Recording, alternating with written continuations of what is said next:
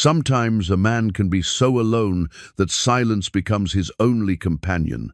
For 10 long years, that's exactly how Silas Creed has lived in the desert. This albino cowboy with pale skin and white hair has made the harsh Sonoran his home. When Maria Calderon comes to town, she's a widow carrying her dead husband's debts. The townsfolk want nothing to do with her troubles. She's ready to give up when Silas appears at sunset. He tells her he's been alone for 10 years. Then he says something that changes both their lives forever. But what drove this desert ghost to finally break his decade of solitude? Before we jump back in, tell us where you're tuning in from, and if this story touches you, make sure you're subscribed, because tomorrow I've saved something extra special for you. The desert wind chimes sang their hollow song as dawn broke over the Sonoran wasteland, each note a testament to 10 years of perfect solitude. Silas Creed had fashioned them himself, from bleached bones and scraps of metal found scattered across the endless expanse, ribs from long-dead cattle, fragments of abandoned mining equipment, pieces of dreams that others had left to rust under the merciless sun. They hung from the ramada outside his stone house, turning slowly in the morning breeze, their music the only sound that had spoken to him for a decade. He stood in his doorway, coffee growing cold in his weathered hands, watching the eastern horizon paint itself in shades of amber and gold. His pale skin caught the early light like moonstone, and his white blonde hair, longer now than any respectable man might wear, moved like wheat in the gentle air. The sun would be brutal again today, as it was every day, but Silas had learned to read its moods, to work with its rhythms rather than fight them.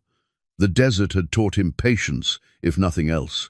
His home sat in a natural depression between two red rock mesas, hidden from casual eyes, but positioned to catch every breath of wind that might offer relief from the heat. He'd built it with his own hands, from stones gathered across miles of wasteland, each rock chosen and placed with the care of a man who had nothing but time.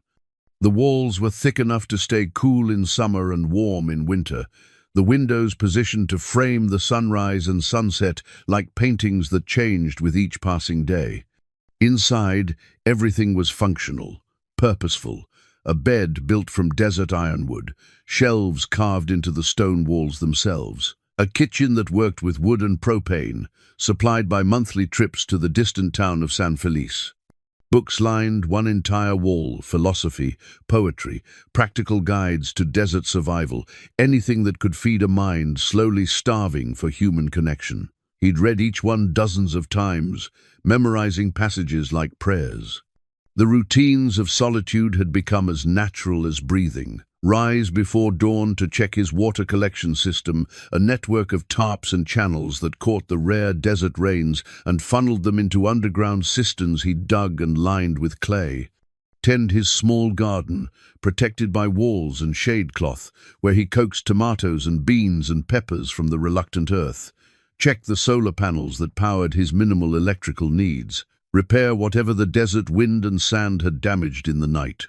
By mid-morning, when the sun grew too fierce for outdoor work, he would retreat inside to read or write in his journal, documenting the subtle changes in weather, the migration patterns of desert birds, the way shadows moved across his mesa walls.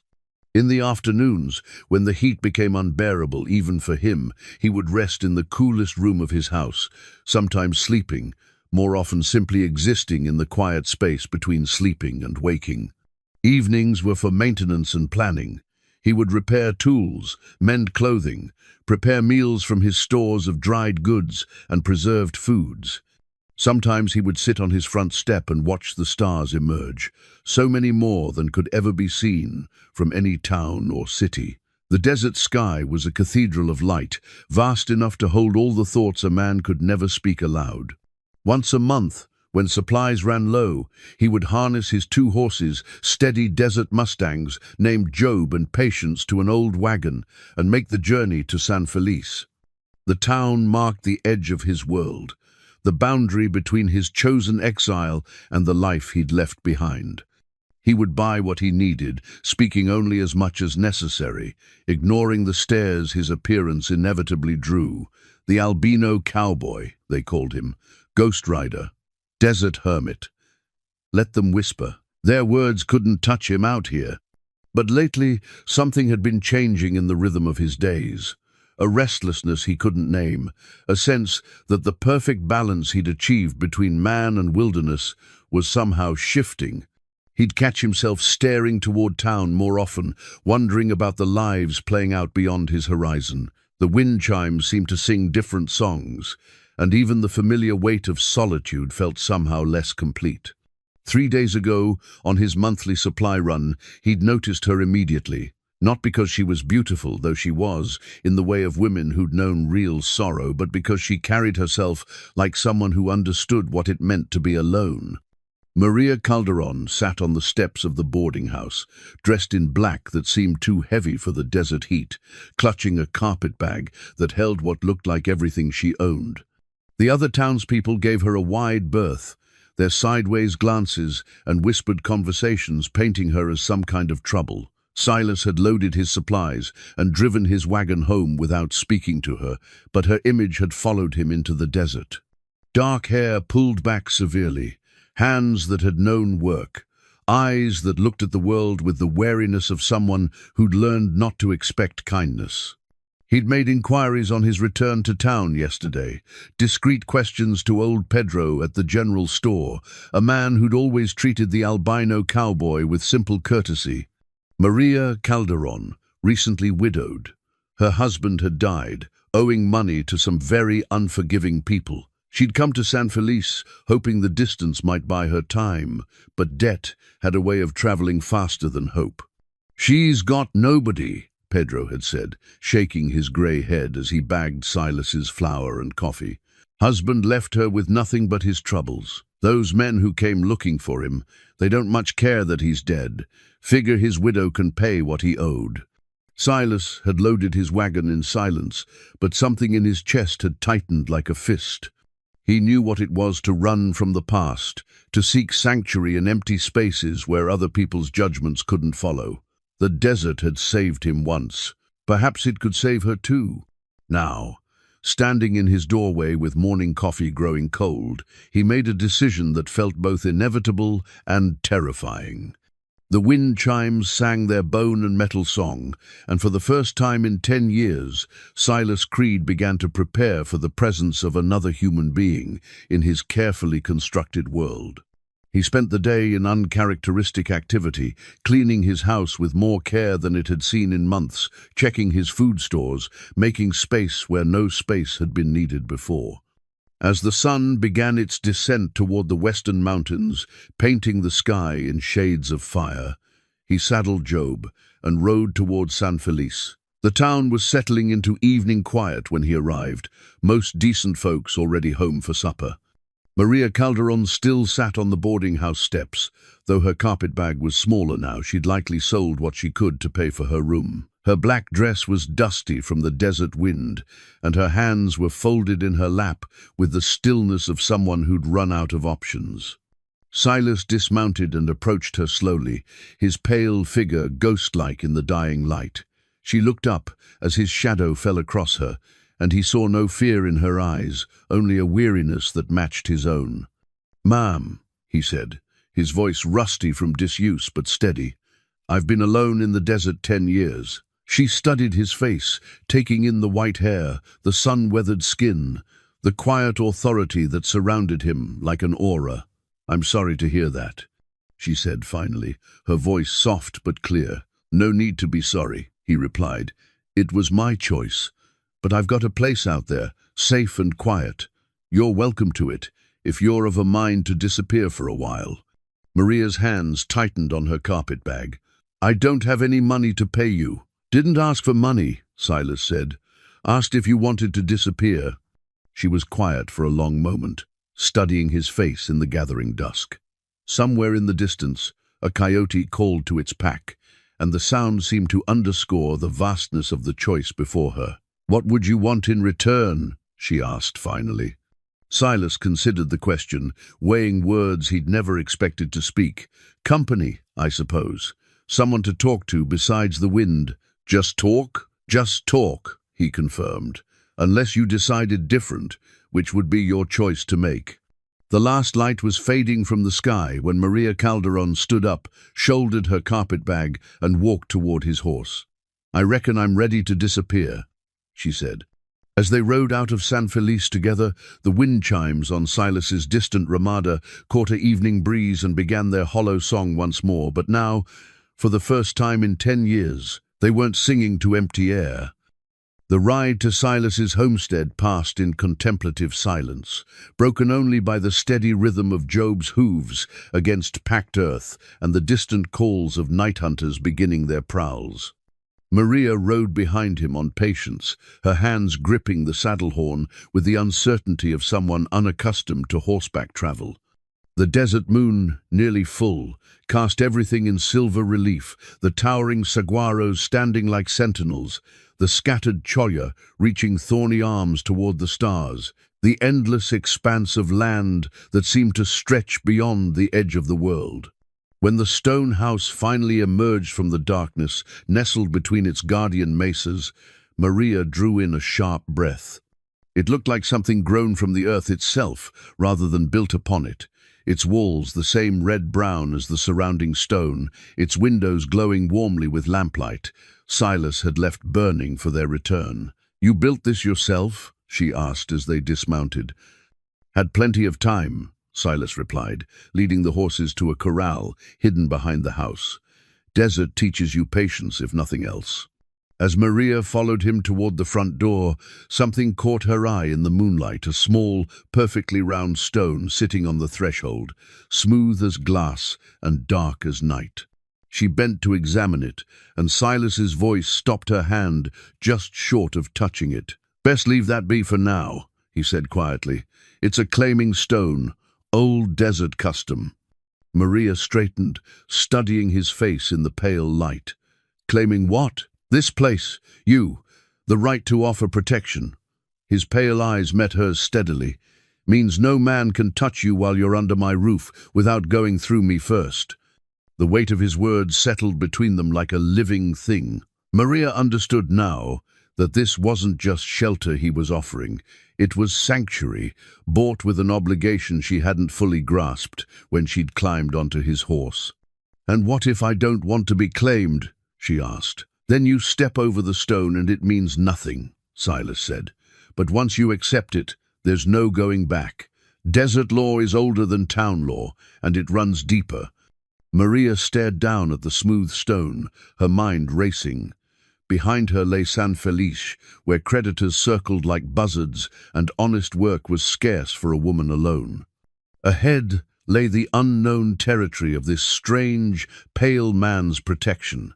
She thought of her dead husband's debts, of the men who'd already come looking once and would surely come again. She stepped carefully around the stone and followed Silas inside. The interior of the house surprised her with its warmth and functionality. The stone walls were covered with woven rugs and carved wooden fixtures. Books lined shelves carved directly into the rock. A fire crackled in a hearth that looked hand-built but professionally designed. Everything spoke of a man who'd learned to create comfort from the harsh materials the desert provided. "You can have the back room," Silas said, lighting an oil lamp and leading her down a short hallway. "It stays coolest in the summer, warmest in winter. There's a window that catches the morning light." The room was simple but welcoming: a bed with a thick mattress, a small table and chair, hooks on the wall for hanging clothes. Maria set her carpetbag on the bed and turned to find Silas watching her with an expression she couldn't quite read. "Why?" she asked. "Why help someone you don't even know?" Silas was quiet for a long moment, his pale hands resting on the doorframe.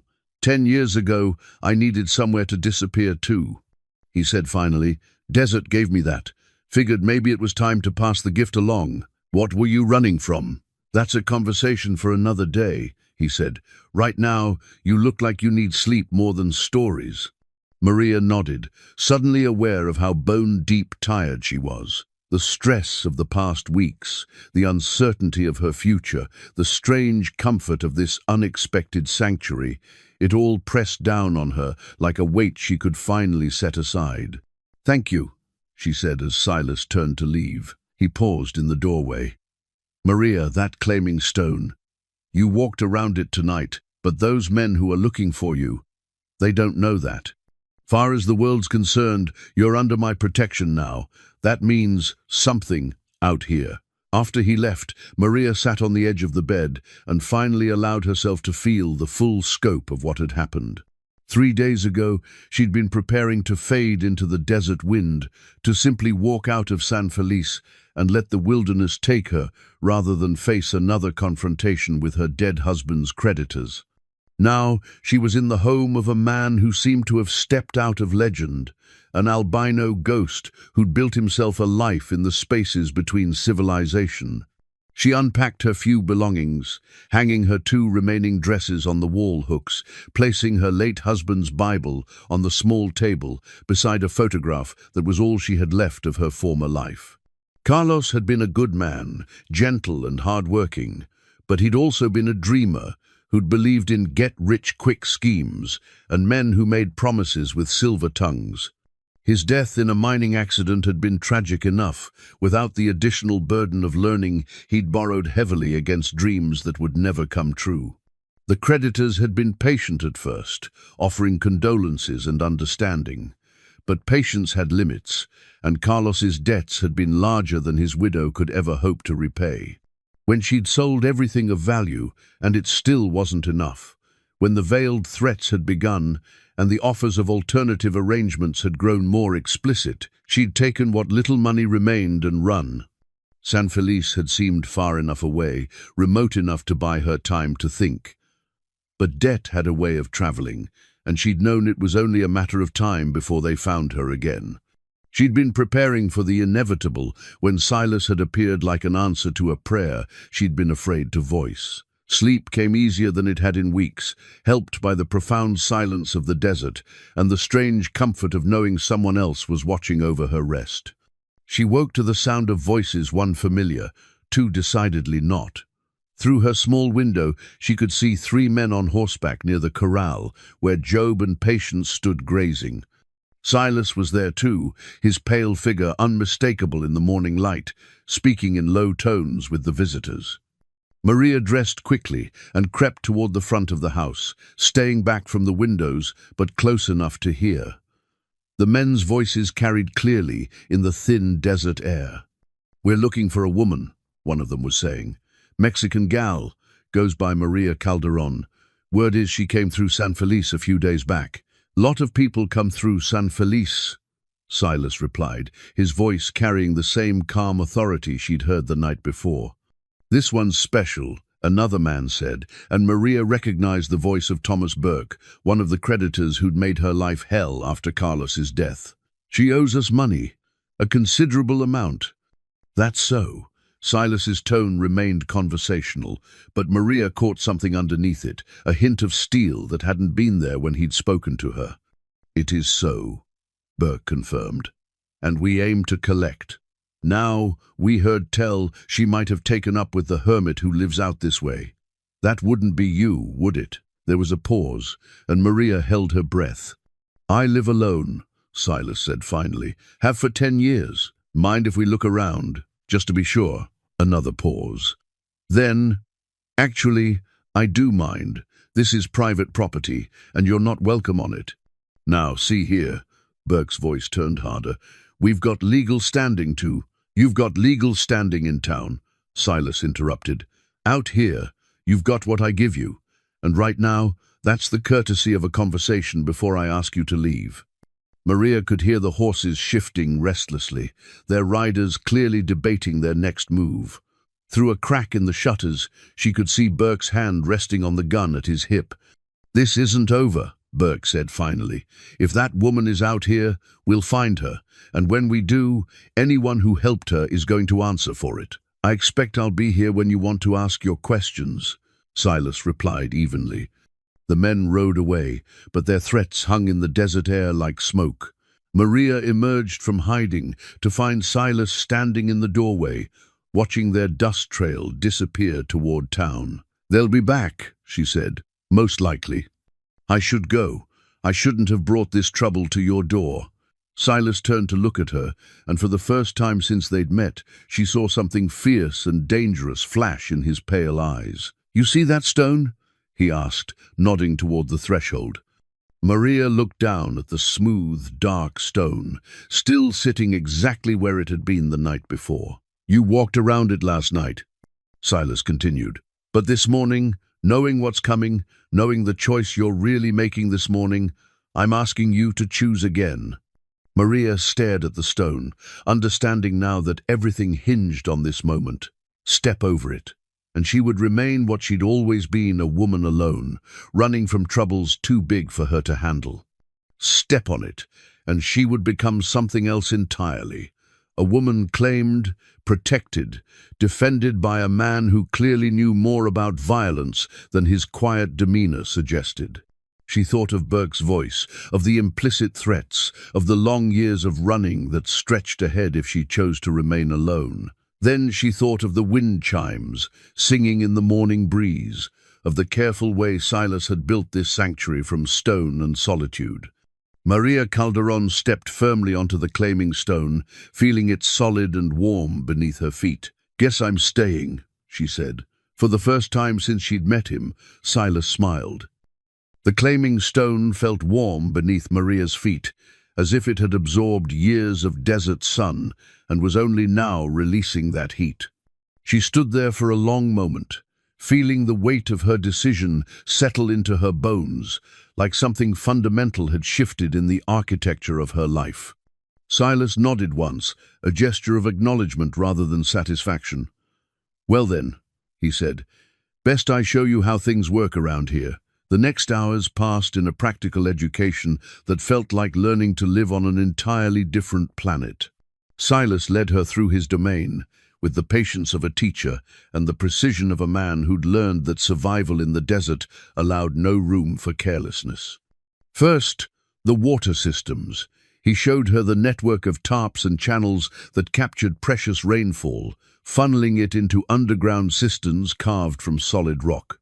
"Water's life out here," he explained, handing her a gourd that was smooth as silk from years of use. "Every drop matters. We catch what falls, we save what we catch, and we use what we save, like our lives depend on it." The gourd was a work of art in its own way, carved from what had once been a common desert plant, hollowed and shaped and polished until it held water without leaking a single drop. Silas had crafted it himself, his hands shaping something useful and beautiful from materials the desert had freely given. "You made this?" Maria asked, running her fingers over the smooth surface. "Made everything you see here," Silas replied. "Desert gives you what you need, but it makes you work for it. Come on, I'll show you the garden." Behind the house, protected by walls and shade cloth, was a small miracle. Tomatoes hung heavy on carefully staked vines, beans climbed trellises made from ocotillo ribs. Peppers and herbs grew in raised beds, filled with soil that must have been improved over years of patient composting. It looked impossible, this green abundance, in a land that seemed to support nothing but thorns and stones. "How?" Maria breathed. "Patience," Silas said, kneeling to check the moisture level in one of the beds. "And understanding that you work with the desert, not against it. These plants, they're tough varieties, bred for dry country. The soil's built up with compost from kitchen scraps and horse manure. The shade cloth cuts the worst of the sun, but lets enough light through. And every plant gets exactly the water it needs, no more, no less." He showed her the irrigation system clay pipes buried just deep enough to deliver water directly to root systems, minimizing evaporation. Everything was connected, efficient, sustainable. It was the work of a man who'd had 10 years to perfect the art of making something from nothing. "Could you teach me?" Maria asked. Silas straightened, studying her face. "You planning to stay long enough to learn?" "I stepped on the stone," she said simply. That afternoon, as the heat grew too intense for outdoor work, they retreated to the coolest room in the house. Silas pulled down books from his carved shelves, practical guides to desert survival, plant identification, weather prediction. Maria found herself fascinated not just by the information, but by the evidence of how thoroughly Silas had educated himself for this life. "Were you a farmer before?" she asked, reading over a passage about soil composition. "No," Silas said, settling into a chair across from her. "I was something else entirely. The desert taught me everything I know about growing things." "What were you before?" He was quiet for so long that Maria thought he wouldn't answer. When he finally spoke, his voice carried the weight of old regrets. "I was someone who solved problems with violence," he said. "The desert taught me there might be better ways." That evening, they worked together, preparing supper beans from his garden, bread baked in a clay oven he'd built outside, coffee that tasted better than anything Maria remembered from her previous life. The domestic rhythm felt strange after so many years of marriage, then widowhood, then running. Here was partnership without the assumption of romance, cooperation without the weight of expectation. "Tell me about your husband," Silas said as they ate by lamplight. Maria found herself speaking more freely than she'd expected. Carlos had been a good man, she explained, but a dreamer. He'd believed in the promises of men who sold hopes and delivered debts. The mining venture that killed him had been supposed to make them rich instead. It had left her with obligations she could never fulfill. "The men who came today," she said, "they're not the worst of them. There are others, men who don't bother with conversation before they take what they think they're owed." "They won't find you here," Silas said with quiet certainty. "How can you be sure?" "Because this place doesn't exist on any map they'd know to look at, because the desert protects what it claims, and because some things are worth defending." As night settled over the homestead, Maria helped Silas with the evening routines, checking that the animals were secure, banking the fire in the clay oven, setting out water for the night hunters who might visit their small oasis. Everything had a purpose, a place in the careful balance Silas had created. Standing outside under a canopy of stars more brilliant than any city dweller could imagine, Maria felt something she hadn't experienced in months, a sense of safety that went deeper than mere physical protection. This wasn't just shelter Silas was offering, it was belonging to something larger than her own troubles. "The stars are different out here," she said. "Less light to compete with," Silas replied. "You see them as they really are, not as reflected shadows." They stood in comfortable silence, listening to the night sounds of the desert, the distant call of an owl, the rustle of small creatures in the brush, the gentle song of the wind chimes on the ramada. Maria found herself thinking that this was what peace might feel like, this sense of being exactly where she belonged. "Silas," she said finally, "why did you really bring me here?" He considered the question, his pale hair silver in the starlight. 10 years is a long time to be alone," he said. "Maybe I was getting tired of talking to myself. And maybe there's more to it than that." "Maybe," he agreed, "but that's enough truth for one day." As they prepared for sleep, Silas showed Maria how to bank the fire properly, how to set the water vessels to catch the dew that might form before dawn, how to listen for the sounds that might indicate trouble approaching across the desert floor. "You think they'll come back?" she asked. "I think they'll try," Silas said. "But trying and succeeding are different things." That night, Maria lay in her bed listening to the profound silence of the desert and feeling, for the first time since Carlos's death, that she might have a future worth planning for. The claiming stone had been more than a symbolic gesture. It had been a doorway into a life she couldn't have imagined when she'd stepped off the stage in San Felice with nothing but her carpet bag and her dead husband's debts. Outside her window, the wind chimes sang their hollow song, but now it sounded less like loneliness and more like welcome. 3 weeks into her new life, Maria discovered beauty in places she'd never thought to look. It started with the desert wildflowers that bloomed after a rare summer rain, tiny bursts of color hidden among the thorns and stones. So small and delicate they seemed like secrets, the land shared only with those patient enough to notice. She'd been checking the water collection system when she spotted the first one. A miniature yellow bloom no bigger than her fingernail, growing in the shadow of a boulder. Then another, this one purple, tucked between the roots of a creosote bush. Before she knew it, she was exploring the area around the homestead, discovering an entire hidden world of flowers that most people would never see. That evening, she showed Silas her discoveries, a small collection of blooms she'd carefully pressed between the pages of her late husband's Bible. The wild flowers looked fragile against the tissue-thin pages, but there was something profound about preserving this evidence of life, persisting in harsh places. "Desert poppies," Silas said, examining one of the yellow flowers. "They wait sometimes for years for enough rain to bloom. Seeds can stay dormant in the ground for decades, just waiting for the right moment." "Like people," Maria said without thinking, then blushed at the implications of her words. Silas looked at her with something that might have been understanding. "Like people," he agreed. Their days had settled into a rhythm that felt both natural and carefully constructed.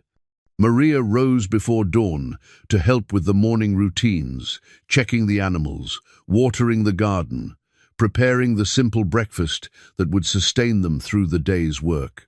Silas had begun teaching her the subtleties of desert survival, how to read the behavior of birds to predict weather changes, which plants could provide emergency water, how to navigate by stars when landmarks disappeared in the darkness. "The desert has its own language," he explained one morning as they repaired a section of shade cloth that had torn in the wind. "Most people never learn to speak it, so they think it's empty, hostile, but it's just particular about who it talks to." Maria was learning to speak that language, slowly but with growing confidence.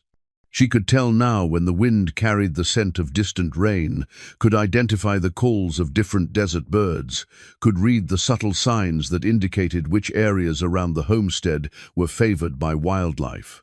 The land was teaching her its secrets, and she found herself treasuring each small revelation. In the evenings, after the day's work was done, and the brutal heat had given way to the desert's surprising coolness, they would sit together on the ramada and talk.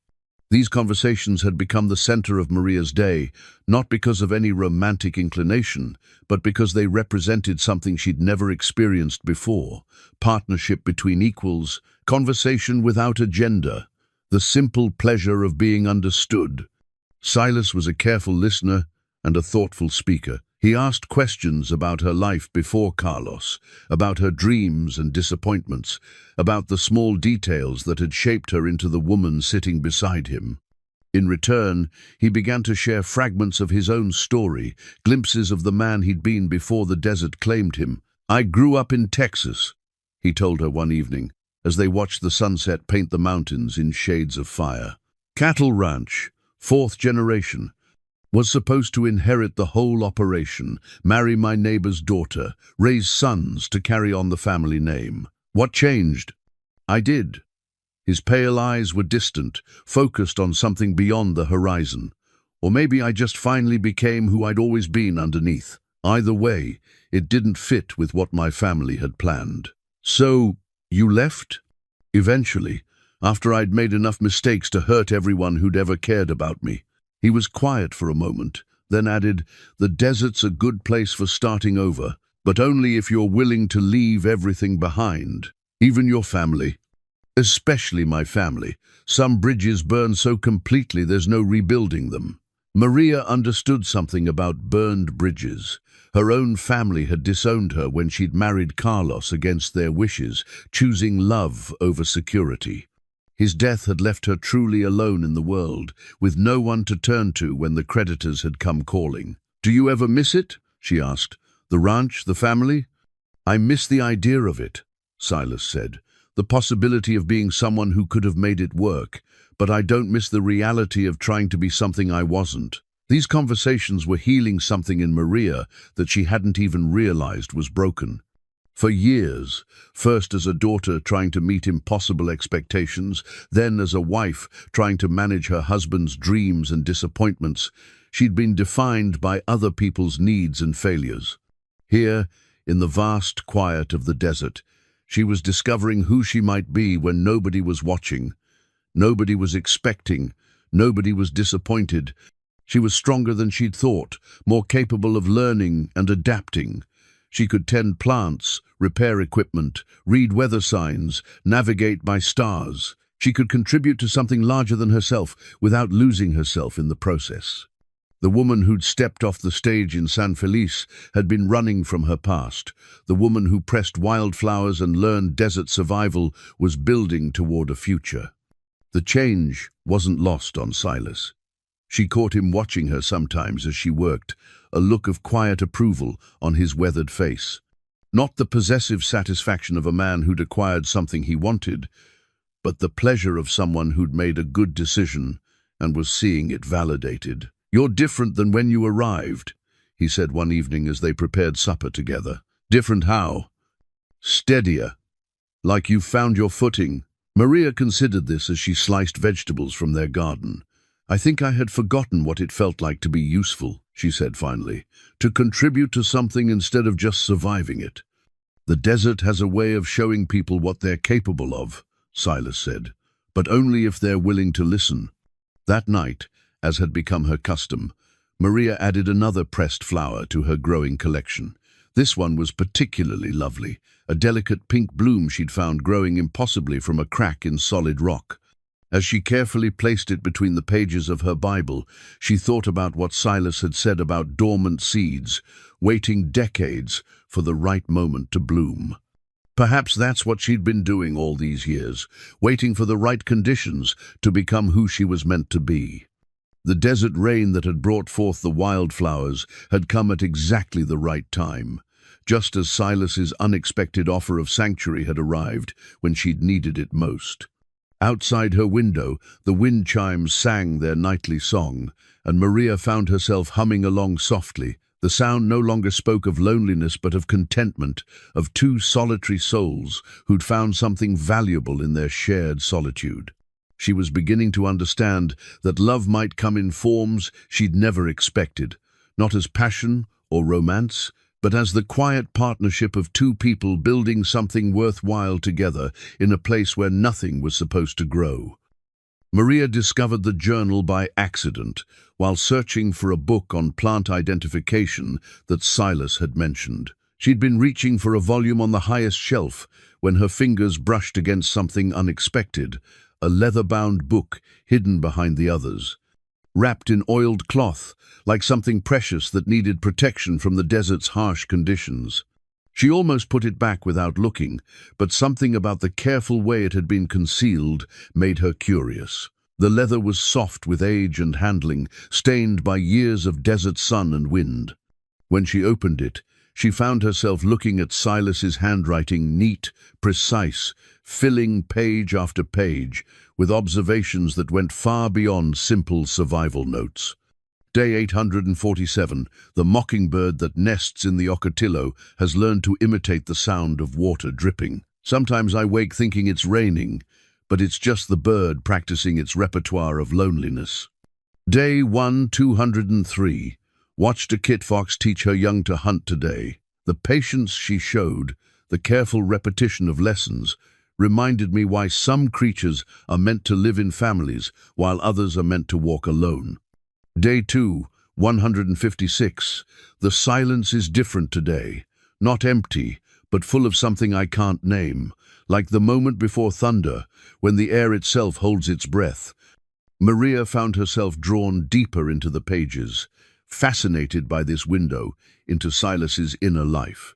The entries revealed a man far more complex than his quiet exterior, suggested someone who thought deeply about solitude and belonging, who found philosophy in the behavior of desert creatures, who struggled with questions that had no easy answers.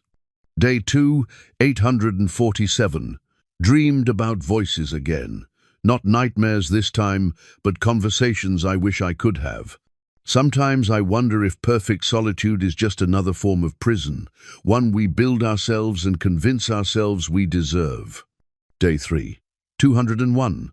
The spring rain brought more wildflowers than I've seen in years. Beauty appearing without audience, without purpose except its own existence. Perhaps that's the lesson, that worthiness doesn't require witnesses. The more recent entries carried a different tone, a restlessness that seemed to anticipate change. Day 3, 544. Something shifting in the rhythm of things. The wind sounds different, carries scents from farther away. Or maybe it's me that's changing, growing tired of conversations with shadows. Day 3, 608. Saw a woman in town today, widow, by her clothes and the way she carries herself. Recognized the look of someone learning to be alone. The desert's calling to her, same as it called to me once. Question is whether she's ready to answer. Maria realized she was reading about herself, about the moment their lives had intersected. Her hands trembled slightly as she turned to the final entry. Day 3, 652, brought her home, Maria. The name fits her, strong enough to carry sorrow, soft enough to remember joy. She walked around the claiming stone tonight, but I think she understood what it meant. Tomorrow we'll see if the desert accepts her offering. Finding what you were looking for. Silas's voice from the doorway made Maria jump, the journal nearly slipping from her hands. She turned to face him, feeling heat rise in her cheeks like a girl caught reading someone else's diary. "I'm sorry," she said quickly. "I was looking for the plant book and I found this, and I shouldn't have. It's all right." Silas stepped into the room, his expression unreadable. "I wondered when you'd come across it. Been meaning to find a better hiding place." 10 years, Maria said, looking down at the journal in her hands. "You documented 10 years. Help me make sense of things. Desert's got a way of making you face truths you'd rather avoid, and writing them down made them feel less overwhelming." Maria closed the journal carefully, running her fingers over the worn leather cover. "The loneliness," she said quietly. "It was eating at you. Some days more than others." Silas settled into his usual chair, studying her face. "What else did you read?" "Enough to understand why you brought me here." She met his eyes steadily. "It wasn't just charity, was it? You needed the company as much as I needed the sanctuary." "Ed, would that change anything if it was true?" Maria considered the question, weighing her words. "It would make it more honest. Partnership instead of rescue." "And you'd prefer partnership?" "I'd prefer the truth." Silas was quiet for a long moment, his pale fingers drumming against the arm of his chair. When he spoke, his voice carried the weight of careful honesty. 3,000 days of talking to myself and the wind. He said, 3,000 days of making decisions alone, eating meals alone, watching sunsets alone. You get good at solitude, but that doesn't mean it stops costing you something. What did it cost you? The belief that I deserved anything else." He looked toward the window, where the afternoon sun was beginning its descent toward the western mountains. "Exile's meant to be punishment, but after a while you start to think it's just what you are. Alone, cut off, too damaged for decent company." Maria felt something shift in her understanding of their situation. She'd been thinking of herself as the rescued party, the one who owed gratitude for sanctuary. But what if they'd been rescuing each other? "What changed your mind?" she asked. "About deserving company? You did." Silas looked back at her, and for the first time since she'd known him, she saw vulnerability in his pale eyes. "Watching you step onto that claiming stone, choosing to trust someone you had every reason to fear it, reminded me that courage and kindness still exist in the world, made me think maybe I'd been wrong about what I deserved." The revelation hung between them like something fragile and precious. Maria understood now that the careful distance Silas had maintained, the respect he'd shown for her space and choices, hadn't been indifference. It had been the behavior of a man who'd convinced himself he wasn't worthy of closeness. "The journal ends the day I arrived," she said. "Seemed like the story was changing. Didn't know how to write about something I'd never experienced before." "What haven't you experienced?" "Hope," Silas said simply. The possibility that things might get better instead of just continuing. That evening, their usual conversation on the Ramada carried a different quality. The artificial distance between them had collapsed, replaced by the kind of honesty that comes after secrets have been shared. Maria found herself telling Silas things she'd never spoken aloud about the loneliness of her marriage to a dreamer, about the fear that had driven her across state lines, about the growing realization that she was stronger than she'd ever been allowed to believe.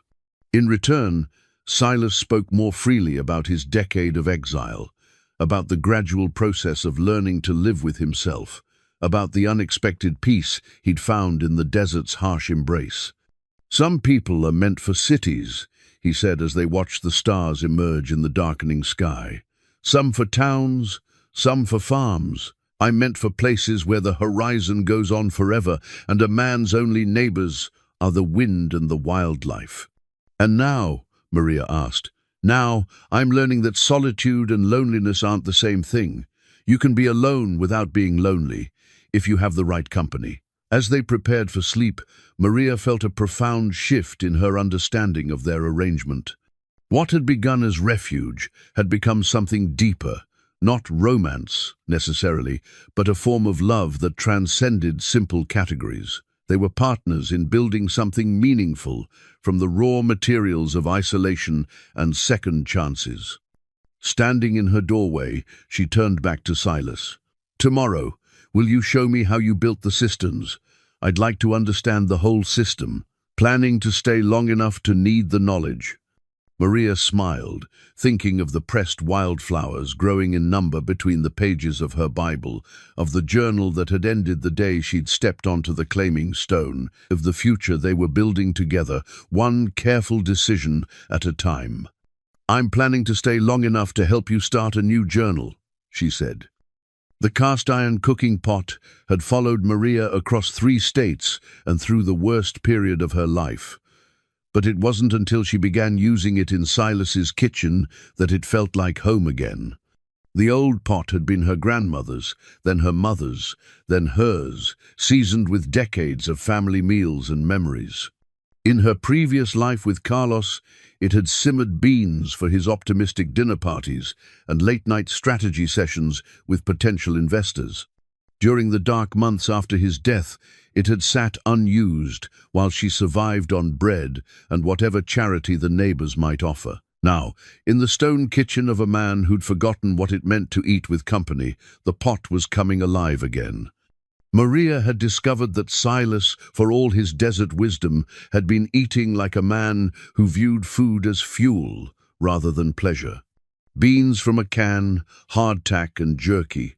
Coffee strong enough to wake the dead, but nothing that might be called a proper meal. You've been surviving, not living, she'd told him, after her first week of cooking real food in the old pot. She'd made stew with vegetables from their garden, seasoned with herbs she'd found growing wild near the spring, slow-cooked until the meat fell apart, and the whole house filled with aromas that spoke of comfort and care. Silas had eaten 3 bowls and looked at her like she'd performed some kind of miracle. It's just food, she'd said, but even as she spoke, she knew it wasn't true. Food was memory, connection, the way people showed love when words weren't enough.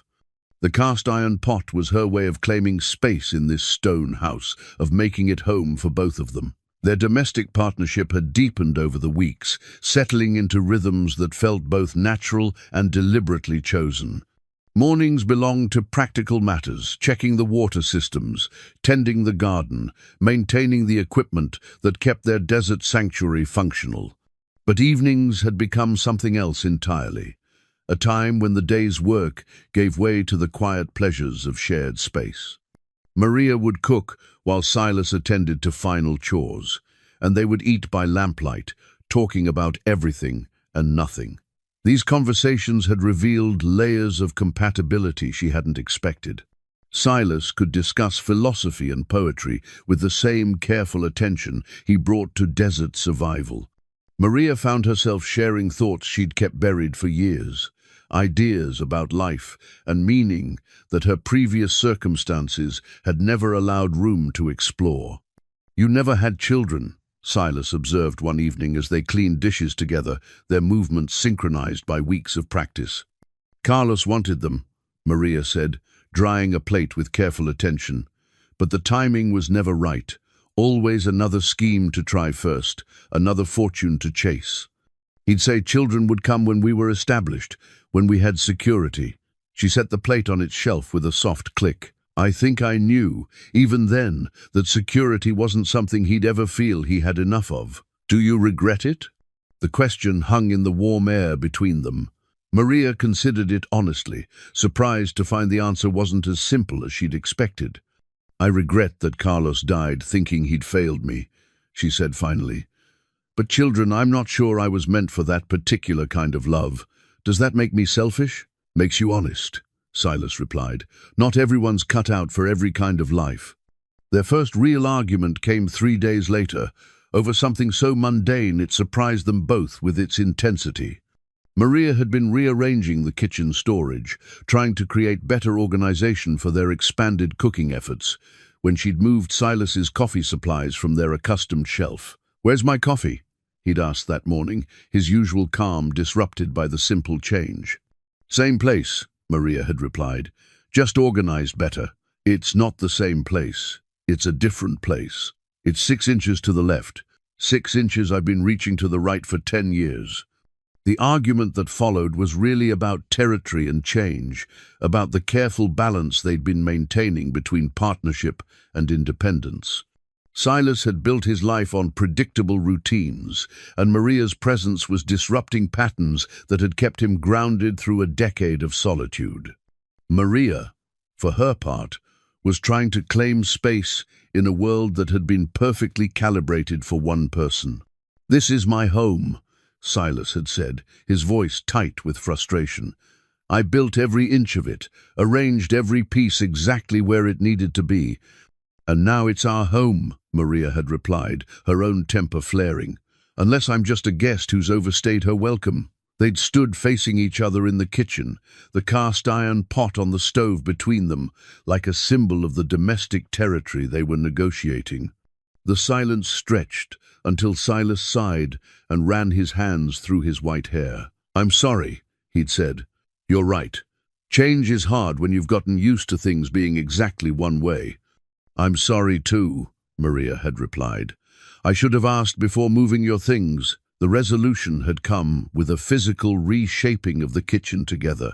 They'd reorganized the space to accommodate both their needs, finding places for Maria's cooking equipment alongside Silas's long-established systems. It was a small thing, but it felt like a significant victory in the ongoing negotiation of their shared life. "We're going to need to figure out the boundaries," Silas had said as they worked. "What's mine? What's yours? What's ours? And what happens when those lines get blurry? Then we talk about it instead of letting it fester." That evening, as Maria cooked their supper in the reorganized kitchen, she found herself thinking about the different kinds of intimacy that existed between people. She'd been intimate with Carlos in the way of married couples, but their relationship had been built on assumptions and expectations that neither of them had ever examined closely. This thing with Silas was different, more deliberate, more honestly negotiated. "You ever think about marriage?" she asked as they sat on the Ramada after supper, watching the evening stars emerge. "Used to," Silas replied. "Back when I thought I knew what kind of life I was supposed to want." "You?" "I was married for 7 years, thought I understood what it meant." Maria pulled her shawl closer against the desert evening's coolness. "But I'm not sure I ever really knew Carlos, and I'm certain he never really knew me. We were playing parts we thought we were supposed to play. And now I think maybe the best relationships are the ones you build from scratch, without assuming you know how they're supposed to look." They sat in comfortable silence, listening to the night sounds of the desert. Somewhere in the distance, a coyote called to its pack, and the wind chimes answered with their hollow song. "Maria," Silas said finally, "what we're building here, it doesn't have to fit anyone else's definition of what it should be." "I know." Good, because I'm finding that what I want doesn't match what I thought I was supposed to want. What do you want? Silas considered the question, his pale eyes reflecting starlight. Partnership, honesty. Someone who chooses to stay not because they have to, but because they want to. And if what grows between us becomes something more complicated than that, then we'll figure it out as we go. That night, Maria lay in her bed thinking about the cast-iron pot cooling on the stove, about the way domestic rituals could become the foundation for something deeper than romance or convenience. They were building a life together from the basic materials of trust and mutual respect, seasoning it with honesty and patience, like her grandmother had seasoned that old pot with years of careful use. Outside her window, the wind chimes sang their nightly song, but now it sounded like a lullaby for two people who were slowly learning to call the same place home. The wanted poster had been used to wrap supplies from his last trip to town, and Maria discovered it purely by chance while unpacking flour and coffee beans. The paper was weathered and creased, but the image was unmistakable. A younger version of Silas's face stared back at her, accompanied by text that made her blood run cold. Wanted for murder. 5-0 reward. Silas Creed, known associates of the Dalton gang. Approach with extreme caution. The paper fluttered from her nerveless fingers to the kitchen floor, landing face up, so that the drawing seemed to watch her with eyes that held the same pale intensity she'd come to associate with safety and partnership. But now those eyes belonged to a stranger, a man wanted for crimes that transformed everything she thought she knew about her desert sanctuary. Blood-stained corners of the poster told their own story. Someone had died to produce this evidence, and the authorities had been serious enough about the pursuit to offer a fortune for information. $5,000 was more money than most people saw in a lifetime, certainly more than enough to make any honest citizen consider the moral mathematics of turning in a wanted man.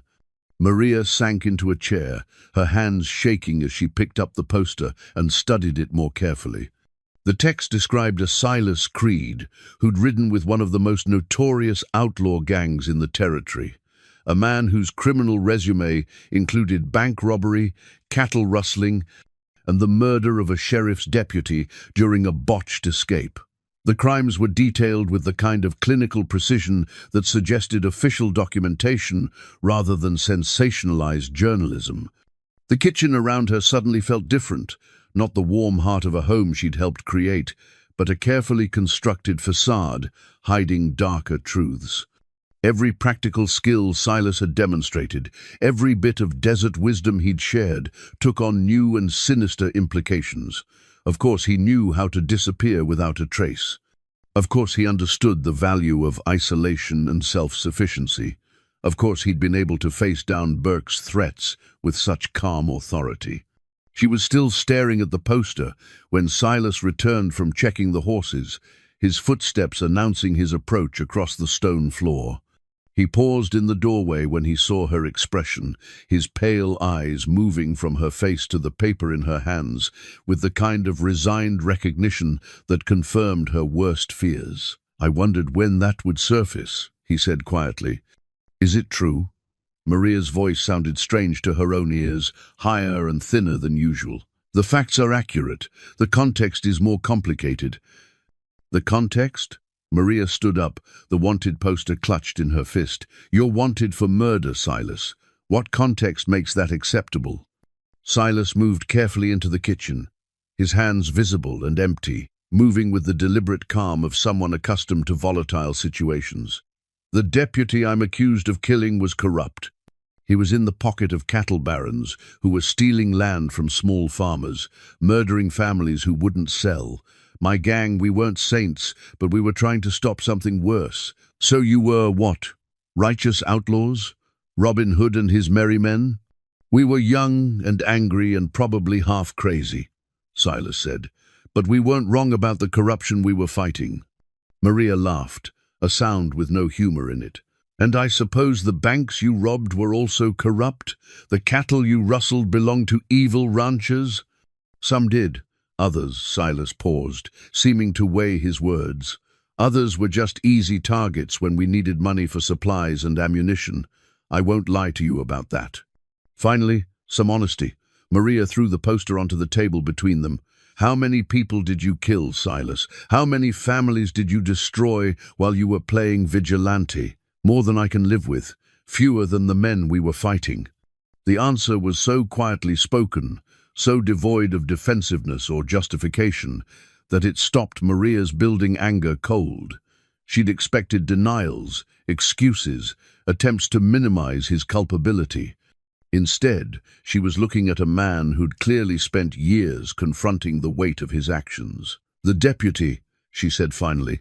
"Tell me about the deputy." Silas sat down heavily in his chair, suddenly looking every one of his years and more. His name was William Patterson. He had a wife and 2 young children. He was also taking money from men who were burning out homesteaders and blaming it on Indian raids. Silas's hands were steady as he poured himself coffee from the pot Maria had prepared that morning.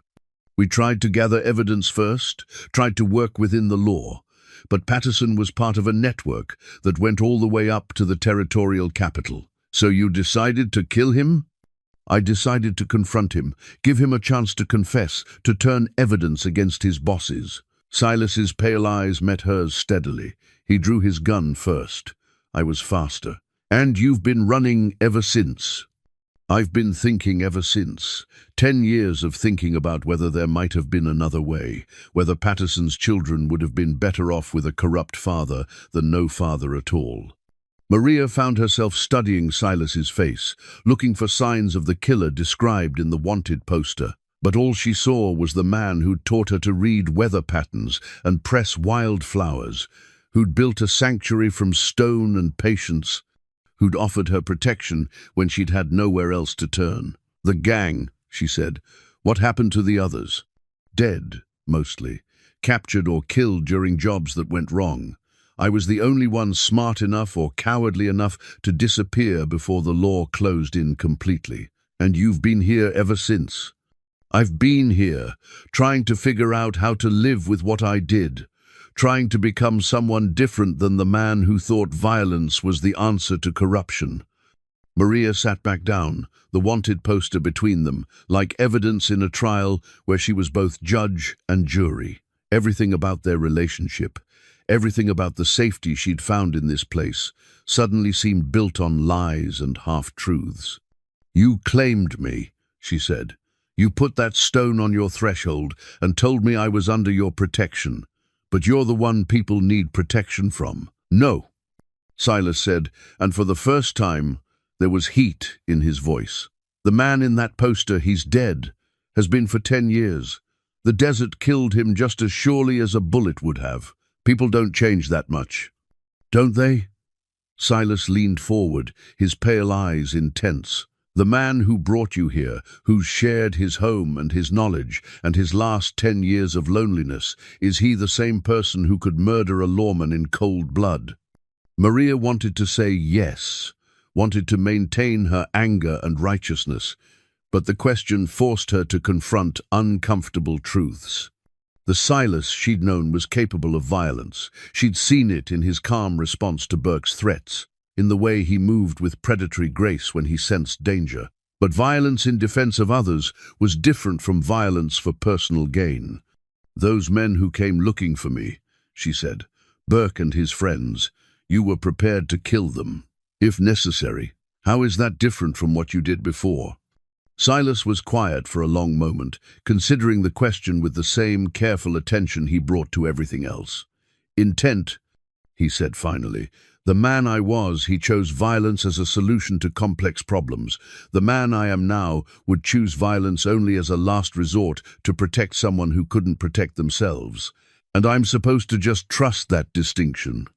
You're supposed to make your own judgment about who I am now, based on what you've seen and experienced." Maria looked around the kitchen they'd reorganized together, at the evidence of domestic partnership that had grown between them over weeks of shared routines. The cast-iron pot still sat on the stove, waiting for the evening meal she'd planned to cook. The pressed wildflowers she'd been collecting were visible through the doorway to her room, marking time and seasons in a life she'd thought was finally stable. "If they find you," she said quietly, "if someone recognizes you and claims that reward what happens to me, you walk away. You take what you need and you disappear, just like you were planning to do when I found you. And you?" "I face whatever consequences I've been avoiding for 10 years. The wanted poster lay between them like a map to a destination neither of them wanted to reach. Maria understood now that the sanctuary she'd found wasn't as secure as she'd believed, that the man who'd offered protection was himself in need of protection from a past that refused to stay buried. "Why didn't you tell me?" she asked. "Would you have come with me if you'd known?" "No. Then you understand why." As evening approached, Maria found herself unable to maintain the domestic routines that had become central to their life together. The cast-iron pot remained cold on the stove, and they ate a quiet meal of bread and preserved meat, neither of them willing to pretend that everything was normal. The claiming stone still sat on the threshold, but now it felt less like protection and more like a marker for territory built on secrets. Maria had thought she was choosing safety when she'd stepped onto it. Now she wondered if she'd simply traded one kind of danger for another. That night, she lay awake, listening to the familiar sounds of the desert and wondering if she was sharing her sanctuary with a reformed man seeking redemption or a killer who'd simply learned to hide his true nature beneath a facade of domestic tranquility. Morning came with a decision that felt both inevitable and terrifying. Maria had spent the sleepless hours before dawn weighing her options, and when she emerged from her room to find Silas making coffee in the grey light of early morning, she knew what she had to say. "I'm staying," she announced without preamble. Silas looked up from the stove, his pale eyes searching her face. "You sure about that?" "No," Maria said honestly, "but I'm staying anyway." "Why?" She'd spent most of the night asking herself the same question, trying to separate fear from wisdom, past from present, the man described in the wanted poster from the one who'd built this sanctuary from stone and solitude. "Because the person you are now is the person you chose to become," she said, "and that choice matters more than the mistakes you made when you were someone else." Relief flickered across Silas's features, quickly replaced by something more complex. "It might not matter to the law, or to anyone else who comes looking. Then we'll face that together." "Maria!" "No," she interrupted.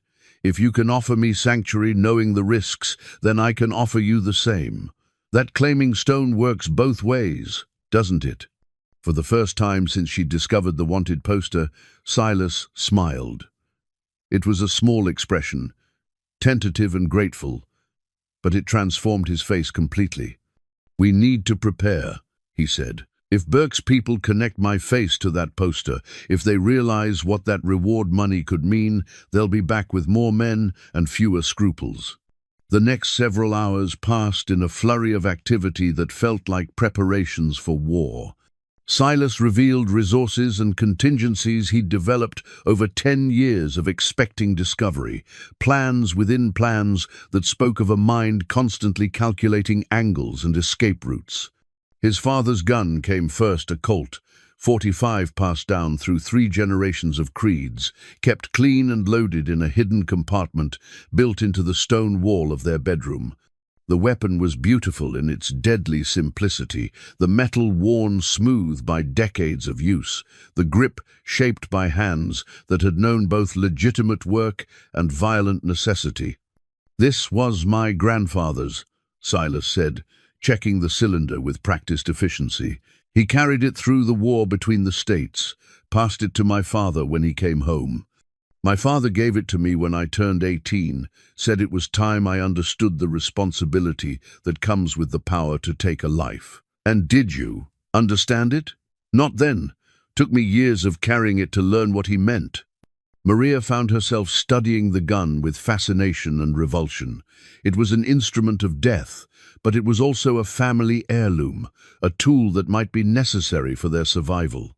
She'd never fired a weapon in her life, but she understood instinctively that she might need to learn. "Will you teach me?" she asked. Silas looked surprised. You want to learn to shoot? I want to learn to protect what matters to me. They spent the afternoon in a hidden canyon behind the house, where Silas had built a shooting range concealed from casual observation. He was a patient teacher, showing Maria how to hold the weapon, how to sight along the barrel, how to squeeze the trigger with steady pressure rather than jerking it in anticipation. Shooting's not about aggression, he explained as she practiced with an unloaded gun. It's about focus and follow-through. Like any other skill, it requires patience and respect for the tools involved. When Maria finally fired her first shot, the recoil nearly knocked her backward, and the noise echoed off the canyon walls like thunder.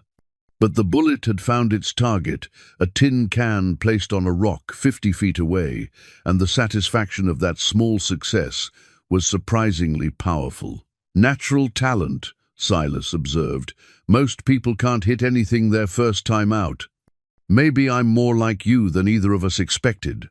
As the sun began its descent toward the western mountains, they worked together to secure the homestead against attack. Silas showed her the defensive positions he'd prepared, places where the stone walls and natural geography created advantages for anyone defending against superior numbers. He'd thought through fields of fire, escape routes, and fallback positions with the thoroughness of someone who'd learned tactical thinking through hard experience. The house is built like a fortress, he explained, as they reinforced weak points and cleared potential cover that attackers might use. Stone walls will stop most bullets. Windows are positioned to give us sight lines in every direction, and there are 3 different ways to get out if we need to run. You've been planning for this day for 10 years. Hoping I'd never need the plans, but yes, always preparing for the possibility. As darkness approached, they returned to the house and found themselves moving through their evening routines with heightened awareness of how precious and fragile their domestic peace had become. Maria cooked their supper in the cast-iron pot, but now the familiar ritual felt like something that might be happening for the last time. Tell me about your grandfather, she said as they ate, the one who carried that gun through the war. Silas's expression softened with memory. James Creed, he was a teacher before the war, went back to teaching after, said violence was sometimes necessary but should never be easy. He kept the gun to remind himself of what he was capable of, good and bad. And your father? Never used it in anger, as far as I know, but he kept it ready, just in case. Said a man who won't defend his family isn't much of a man at all. Is that what you're doing now? Defending your family? Silas looked across the table at her, his pale eyes reflecting lamplight.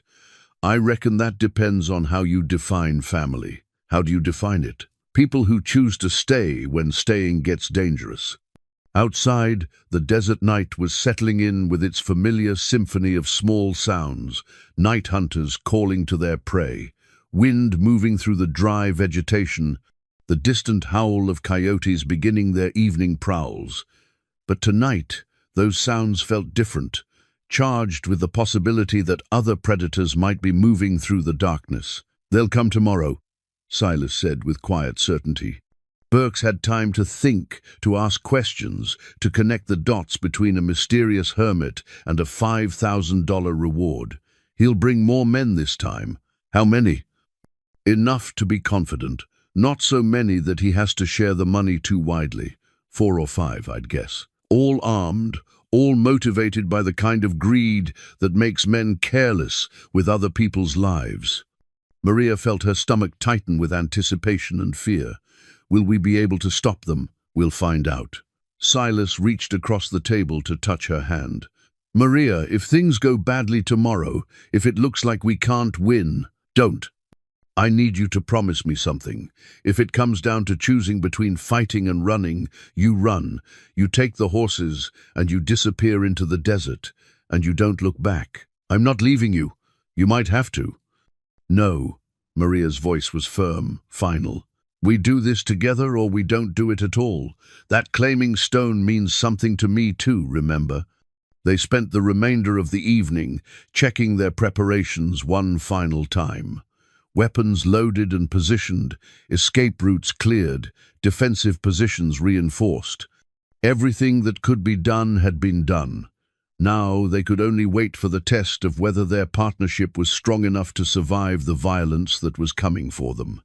As they prepared for what might be their last peaceful night together, Maria found herself thinking about the journey that had brought them to this point. Weeks ago, she'd been a woman with nothing to lose, ready to disappear into the desert rather than face her troubles.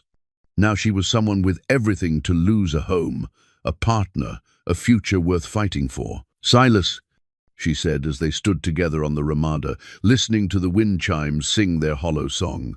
"Whatever happens tomorrow, I want you to know that these weeks have been the happiest of my life." "Mine too," he replied, and in his voice she heard both gratitude and determination. "Which is why we're going to make sure there are many more to come." The claiming stones still sat on their threshold, solid and unchanging in the moonlight. Tomorrow would test whether the sanctuary it represented was strong enough to withstand the violence of the past, coming to collect its debts, whether the love they'd built from desert stone and mutual respect could survive the ultimate trial. But tonight, they were still safe, still together, still building something worth defending against whatever forces might try to tear it down. They came at dawn, when the desert was still grey and quiet, emerging from the morning shadows like ghosts made flesh.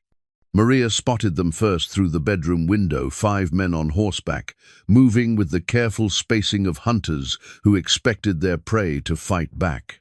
Burke was there, recognizable even at distance, but the others were strangers with the hard faces of men who killed for money. "They're here," she whispered to Silas, who was already reaching for his father's gun. "Positions," he said quietly. "Remember what we practiced." Maria moved to the kitchen window with the smaller pistol Silas had given her, her hands steadier than she'd expected, despite the hammering of her heart.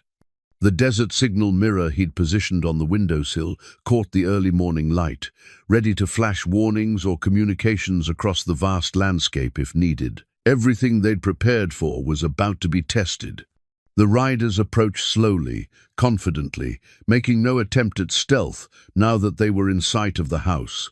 Burke called out when they were still 50 yards away, his voice carrying clearly in the thin air. "Silas Creed, we know you're in there, and we know what you're worth to us. Come out peaceful, and we'll make this quick." "Not interested," Silas called back from his position near the front door. "You're trespassing on private property. Best you move along." Burke laughed, a sound with no humor in it. "Private property? You're a wanted murderer, Creed.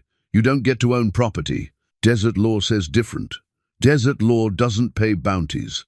The men had spread out now, taking positions that would give them crossfire angles on the house.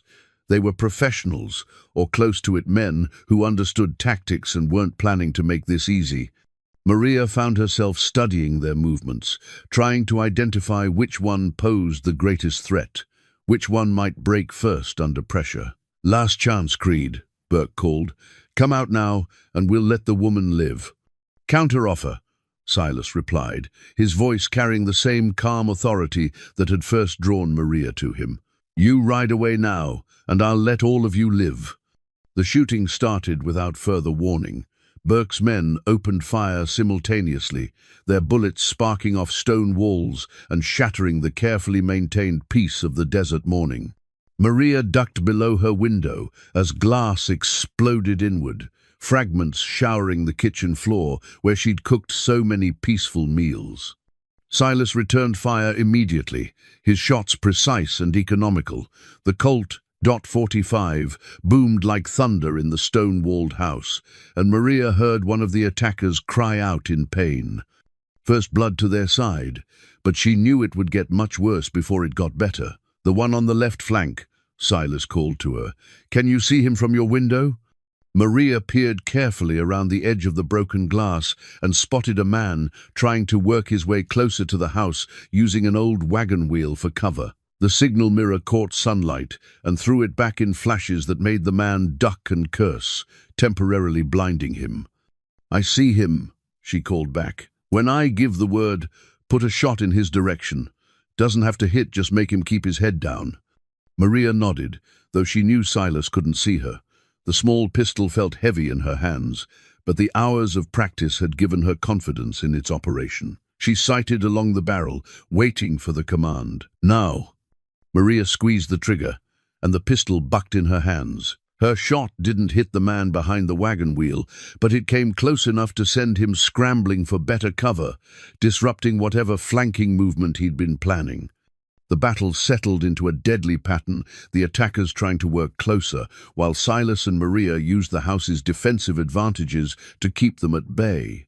The stone walls Silas had built with such care proved their worth, turning aside bullets that would have been fatal in a wooden structure. But ammunition was limited, and the attackers had both numbers and patience on their side. Maria could hear them calling to each other, coordinating their movements, trying to find weak points in the house's defenses. "The back window," Silas said during a brief lull in the firing. "Two of them are trying to circle around." Maria left her position and moved quickly to the rear of the house, where smaller windows looked out on the corral and the hidden canyon beyond. Sure enough, two men were working their way through the desert scrub, using the morning shadows for concealment. The signal mirror proved its worth again as Maria angled it to flash light directly into the eyes of the nearest attacker. The man stumbled, cursing, and his companion opened fire on the window, forcing Maria to duck behind the stone wall. "They're getting closer," she called to Silas. "Time for Plan B," he replied. Plan B meant abandoning the house and falling back to the secondary defensive position in the canyon. It meant giving up the sanctuary they'd built together, but it also meant drawing the fight away from the domestic space that had become their shared home. Maria gathered the essential supplies they'd prepared: extra ammunition, water, the few precious things that couldn't be replaced. As she moved through the house that had sheltered her transformation from victim to partner, she felt a deep anger at the men who were trying to destroy what she and Silas had created together. "Ready?" Silas asked. "Ready," Maria replied, and meant it. They slipped out the back of the house as bullets continued to pepper the front walls, moving quickly toward the canyon where the real battle would begin. The canyon offered advantages that the house couldn't: narrow passages that forced attackers into single file, high walls that provided perfect shooting positions, and multiple escape routes if retreat became necessary. But it also meant leaving behind the domestic sanctuary that had become the symbol of everything Maria and Silas were building together. They reached their prepared position just as Burke's men discovered the house was empty. Angry shouts echoed across the desert as the bounty hunters realized their prey had escaped, followed by the sounds of doors being kicked in and furniture overturned in frustrated searching. "They'll find our trail soon enough," Silas said, checking his ammunition. "Desert tracks are hard to hide completely." Maria had changed into the practical dress she'd sewn from Silas's old shirt's cotton fabric that moved with her body and wouldn't catch on thorns or rocks. The transformation felt symbolic, the final shedding of her old identity as a victim of circumstances. In this simple garment adapted to desert life, she was no longer Maria Calderon, the desperate widow, but someone new entirely. A woman who belonged to this harsh land, and the man who'd made it home. "There," she said, pointing to movement at the canyon mouth. Three of Burke's men had found their trail and were advancing carefully into the narrow space, weapons ready, eyes scanning the canyon walls for signs of ambush. Silas had positioned himself on the opposite wall, creating a crossfire that would trap anyone entering the canyon between two lines of fire. The tactical genius that had kept him alive through years of outlaw life was evident in every detail of their defensive setup. The lead bounty hunter stepped carefully over the loose stones Silas had scattered as an early warning system. The small avalanche of pebbles announced his presence like bells, giving Maria and Silas precious seconds to prepare. "Thomas Burke," Silas called out, his voice echoing off the canyon walls. "This is your last chance to walk away.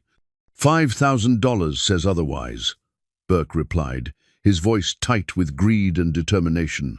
Plus, whatever the Mexican gal might be worth to the right buyer, the threat against Maria ignited something primal in Silas's pale eyes. Maria could see the transformation from her position, the careful, gentle man she'd come to know, disappearing beneath the surface of someone much more dangerous. "Wrong answer," Silas said quietly. The battle in the canyon was swift and brutal. Silas moved with lethal efficiency, each shot calculated and precise. His first bullet took down the man in the lead before the bounty hunter could find adequate cover.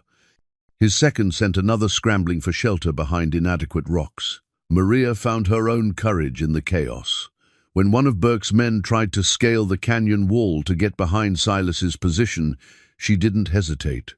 Her shot caught him in the shoulder, sending him tumbling back down the steep slope. "Good shooting," Silas called across the canyon. But Burke was smarter and more experienced than his companions. He'd held back while his men entered the trap, and now he was working his way around to the canyon's rear entrance, the escape route Silas and Maria had planned to use if things went badly. "He's flanking us," Maria called, spotting movement on the high ridge above. "I see him," Silas replied, but he was pinned down by gunfire from the remaining men in the canyon mouth. Maria made a decision that surprised her with its clarity. She left her covered position and moved quickly along the canyon floor, using her knowledge of the terrain Silas had taught her. If Burke reached their escape route, they would be trapped with nowhere to run. She intercepted him just as he was preparing to drop down into the rear of the canyon. Burke spun at the sound of her approach, his gun coming up fast, but Maria was faster. The weeks of desert training had made her stronger, more agile, more decisive than the frightened widow who'd arrived in San Felice. Her shot took Burke center mass, the heavy bullet from Silas's smaller pistol stopping him cold. He looked down at the spreading red stain on his shirt with something like surprise. Then at Maria, with an expression that might have been respect. "Didn't think you had it in you," he said, sinking to his knees. "Neither did I," Maria replied honestly. The sound of her shot echoed through the canyon, followed by an abrupt silence as the remaining bounty hunters realized their leader was down. Silas used the moment of confusion to advance on their positions, his father's Colt speaking twice more in rapid succession. When the shooting stopped, the desert quiet returned like a blessing. 4 men lay dead in the canyon, their greed and violence absorbed by the patient stone that had witnessed countless other conflicts over the centuries. Silas found Maria kneeling beside Burke's body, her hands shaking now that the immediate danger had passed. The transformation dress she wore was stained with dust and perspiration, but she looked magnificent, a woman who had discovered her own strength in the crucible of necessity. "You all right?" he asked. "I killed a man," she said, her voice wondering rather than horrified.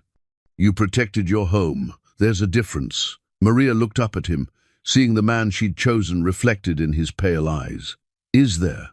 "Yes," Silas said with quiet certainty. "Intent matters. Context matters. The reason you pull the trigger matters more than anything else." They spent the next hour dealing with the practical aftermath of violence, dragging bodies to a place where the desert would reclaim them, gathering weapons and ammunition that might prove useful, searching for any evidence that other bounty hunters might follow the same trail. As the sun climbed higher and the canyon grew hot with reflected heat, Maria and Silas made their way back to the stone house that was still, miraculously, their home. The bullet holes in the walls would need patching, the broken windows would need replacing, but the sanctuary they'd built together had survived its ultimate test. Standing on the threshold, looking down at the claiming stone that had started everything between them, Maria felt the weight of her transformation, settling into her bones like something permanent and irreversible. "What happens now?" she asked. "Now we rebuild what needs rebuilding," Silas said. "And we keep building what we started. Together? Together." The desert wind chimes sang their hollow song, but now it sounded like a victory hymn for 2 people who had chosen each other through the crucible of violence and emerged stronger than either could have been alone. 6 months after the gunfight that had tested everything they'd built together, Maria stood in the doorway of the stone house, watching Silas work silver in the forge he'd constructed behind the garden. His pale hair caught the desert sunlight like spun platinum, and his hands moved with the same careful precision he brought to everything else in their shared life. He was crafting wedding bands, not because any church or government had sanctioned their union, but because they'd decided their commitment deserved physical symbols that would outlast the bureaucratic definitions of marriage. The silver came from a vein Silas had discovered years ago in the mountains beyond their canyon, pure metal drawn from the earth and shaped by fire into something beautiful and enduring. "How's it coming?" Maria asked, settling beside him on the bench he'd built for two. "Almost finished," Silas replied, holding up the bands to catch the light. They were simple, elegant circles without ornamentation. Their beauty lay in the quality of the metal and the skill of the craftsmanship. "You sure about this? Are you?" "I've never been more sure of anything in my life." The months since the bounty hunters had found them had been a time of rebuilding and deeper commitment. They'd repaired the bullet damage to the house, replaced the broken windows, and reinforced the defenses that had saved their lives. But more importantly, they'd rebuilt their emotional foundation on the solid ground of shared danger survived and mutual trust proven under fire. The wanted poster that had revealed Silas's past was now ashes scattered on the desert wind, along with any evidence that might have connected him to the men who died trying to claim the bounty.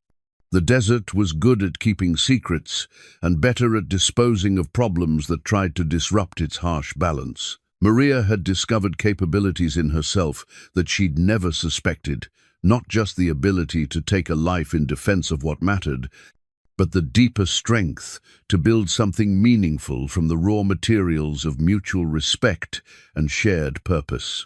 The frightened widow who'd stepped off the stage in San Felice was gone as completely as if the desert heat had evaporated her. In her place stood a woman who could read weather patterns in cloud formations, who could tend a garden in impossible conditions, who could shoot accurately enough to protect her home and partner when necessity demanded it. She wore her transformation dress, the simple garment sewn from Silas's old shirts, not as a makeshift solution, but as a conscious choice, a symbol of belonging to this place and this man. Their days had settled into new rhythms that acknowledged both their partnership and their individual strengths. Maria had taken over the garden completely, expanding it with techniques learned from desert farming manuals and careful experimentation. Silas focused on the larger system's water collection, building maintenance. The monthly supply runs to town that were now undertaken by both of them together. Evenings remained their favorite time, when the day's work was done and they could sit on the ramada, listening to the wind chimes and planning for a future that stretched beyond simple survival. They talked about improvements to the homestead, about books they wanted to read together, about the possibility of traveling to see parts of the desert they'd never explored. "The silver's ready," Silas said, holding up the completed bands. "Should we do this now or wait for sunset?" "Now," Maria said. "I don't want to wait any longer." They stood together beside the claiming stone that had marked the beginning of their unconventional courtship. The smooth, dark rock looked the same as it had 6 months ago, but everything else had changed. They were no longer two desperate people seeking refuge from their individual pasts. They were partners who'd chosen each other through every test that life could devise. Silas took Maria's hand and slipped the silver band onto her finger. The metal was warm from the forge, and it fitted perfectly. He'd measured carefully, wanting every detail to be exactly right. "I promise to build with you," he said quietly, "to protect what we create together, and to choose you every day for as long as the desert lets us stay." Maria took his hand and placed the matching band on his finger. The silver seemed to glow against his pale skin, transforming the hand that had once been skilled in violence into something that symbolized creation and commitment. "I promise to stay," she said. "Through whatever comes, in whatever form our life together takes. I promise to choose this, us, over every other possibility." There was no minister, no witnesses except the desert itself and the wind chimes that sang their hollow song in celebration. But the ceremony felt more sacred than anything either of them had experienced in more traditional settings. This was commitment reduced to its essential elements, two people making promises they intended to keep, witnessed by land that demanded honesty from everyone who sought to make it home. As the sun set behind the western mountains, painting the sky in shades of fire that rivaled any cathedral window, Maria and Silas sat on their ramada and considered the life they'd built from stone and solitude, from mutual need and growing love. "Any regrets?" Silas asked, his new wedding band catching starlight. "Only that it took us so long to get here," Maria replied. The desert around them held its evening quiet, full of the small sounds of nocturnal creatures beginning their hunts and the distant calls of coyotes singing to each other across vast distances. It was the same soundscape that had surrounded Maria's first night in this place, but now it felt like a lullaby for a life well chosen rather than the alien music of an unknown world. The pressed wildflowers in Maria's Bible had multiplied over the months, creating a record of seasons and weather patterns that would help them plan future gardens and improvements. The wind chimes still sang from the ramada, but their song had evolved from loneliness to contentment, from solitude to partnership. Somewhere in the distance, new flowers were waiting in dormant seeds for the right conditions to bloom, just as Maria and Silas had waited through years of isolation for the moment when they could flourish together. The desert had given them what they needed: space to grow, challenges to overcome, and the harsh clarity that showed them who they really were beneath the expectations of other people's worlds. As they prepared for sleep in the stone house they'd defended and rebuilt together, Maria looked at the silver band on her finger and marveled at how simple symbols could carry such weight. They weren't legally married by any authority that governments would recognize, but they were bound by something deeper: the choice to build something meaningful in a place where nothing was supposed to survive, let alone thrive. The claiming stone still sat on their threshold, warm from the day's sun and solid beneath their feet as they crossed into the home they'd made together from mutual need, shared danger, and the kind of love that grows slowly but roots deep in difficult ground.